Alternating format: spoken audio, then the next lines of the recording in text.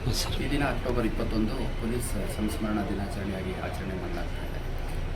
1959ನೇ ಇಸ್ವಿ ಇದೇ ದಿನ ನಮ್ಮ ಭಾರತದ ಪೊಲೀಸ್ ಸೇನೆ ಸುಮಾರು 10 ಜನ ಚೀನಾ ಸೇನೆಯ ಜೊತೆ ಸಂಘರ್ಷ ಮಾಡುವಂಥ ಸಂದರ್ಭದಲ್ಲಿ ಹುತಾತ್ಮರಾಗ್ತಾರೆ. ಅದರ ನೆನಪಲ್ಲಿ 1962ನೇ ಇಸ್ವಿಯಿಂದ ಈ ಒಂದು ದಿನಾಚರಣೆಯನ್ನು ಮಾಡಲಾಗ್ತಾ ಇದೆ.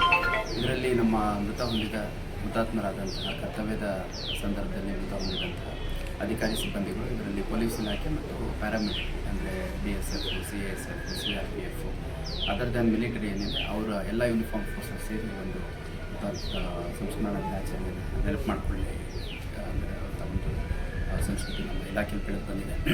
ಈ ದಿನದಂದು ನಾವು ಸಾರ್ವಜನಿಕರು, ನಿವೃತ್ತ ಪೊಲೀಸ್ ಅಧಿಕಾರಿಗಳು ಸೇರಿದಂತೆ ಭಾಳಷ್ಟು ಜನರನ್ನು ಕರೆದು ಒಂದು ಜಾಗೃತಿಯನ್ನು ಮೂಡಿಸುವಂಥ ಕೆಲಸ ಕೂಡ ಮಾಡಲಾಗುತ್ತೆ.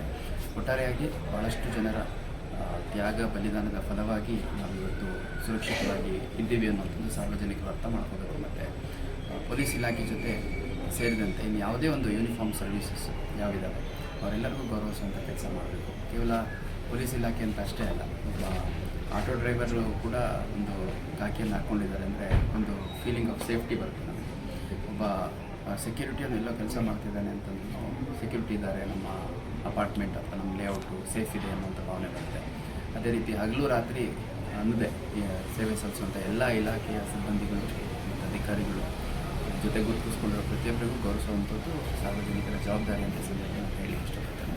ಮತ್ತು ನಮ್ಮ ಒಬ್ಬರು ಸಿಬ್ಬಂದಿ ಕೂಡ ಕಳೆದ ವರ್ಷ ಮೃತ ಹೊಂದಿದ್ರು. ಅವರ ಕುಟುಂಬ ಸದಸ್ಯರ ಬಂದು ಇವತ್ತು ಭಾಳ ನೋವಿನಿಂದ ಈ ಒಂದು ಕಾರ್ಯಕ್ರಮದಲ್ಲಿ ಭಾಗವಹಿಸಿದ್ದಾರೆ. ಹಾಗಾಗಿ ಒಟ್ಟಾರೆಯಾಗಿ ಈ ಪೊಲೀಸ್ ಹುತಾತ್ಮರ ದಿನಾಚರಣೆ, ಪೊಲೀಸ್ ಸಂಸ್ಮರಣಾ ದಿನಾಚರಣೆ ಏನಿದೆ ಇದು ಒಂದು ರೀತಿಯಲ್ಲಿ ನಮಗೆ ನೆನಪು ಮಾಡಿಕೊಡುತ್ತೆ.